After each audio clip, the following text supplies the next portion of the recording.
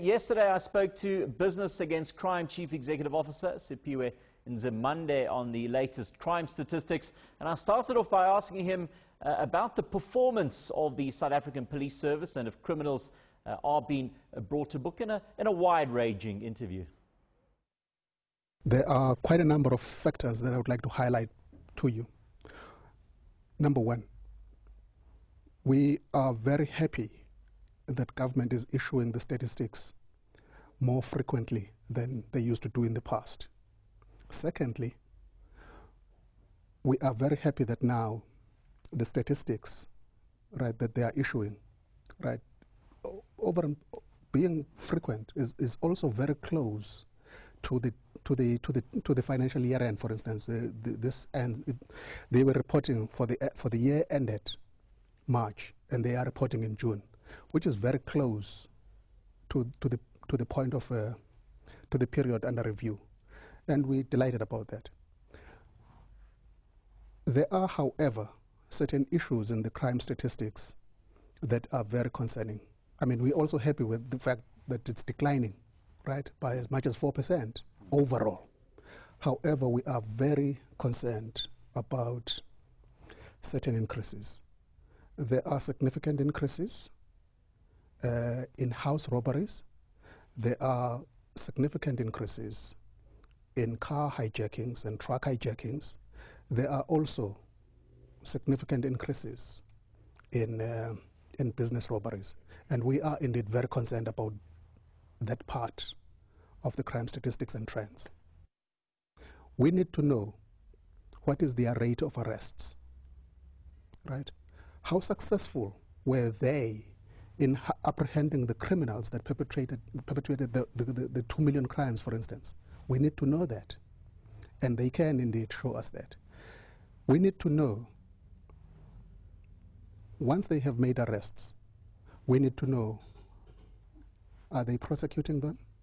We need to know how many have been convicted by the courts. We need to know how long did it take to process the case, right, on average, from end to end. In other words, until they get a conviction and a person goes to and gets incarcerated. We need to know the effectiveness of their rehabilitation programs. Once they declare and talk about that, in addition to talking about the crime stats and trends, then that answer that you are asking is going to be answered a lot easier. Right now, I can give you a subjective answer and say crimes have gone down, but not necessarily as a direct result of the performance, because the performance is not declared. But it's pleasing to know that the crime trends is pointing in the right direction. Yesterday, it was announced that Advocate Siphiwe Nzimande will take over as the new director of the Special Operations, better known as the Scorpions. You've made no bones in the past about the fact that you don't want that organization to be disbanded. Does this mean that there's hope, or do you think he's merely been appointed to administer the last rites? My understanding is that the Scorpions will be disbanded, and then the Scorpions themselves will be moved into a new unit, which is going to be a SEPS unit. That's the understanding. And the Scorpions per se are going to be broken down into their three parts.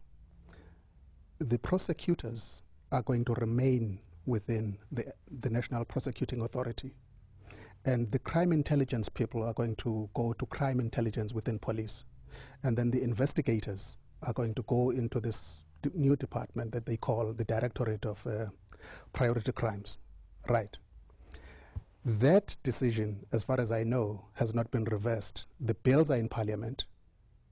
I think they are going to be debated in around August, so probably towards the end of this year or early next year, we're going to see the Scorpions disappearing. So I think the appointment is basically to manage the transition that we all know about. But what do you make of the proposals? There is that saying that you never change a winning team. Let's take, for instance, the example, the American example of the FBI. If they are disbanding in order to form within the police a unit which has got the efficiency and effectiveness of the FBI, clearly we will support that. But right now, we don't know enough about the design, the structuring, the support that politicians are going to give to it, the pay structures of the people and so forth, to make a judgment. Apart from dialogue with government, what is it that businesses can do on the ground to prevent crime?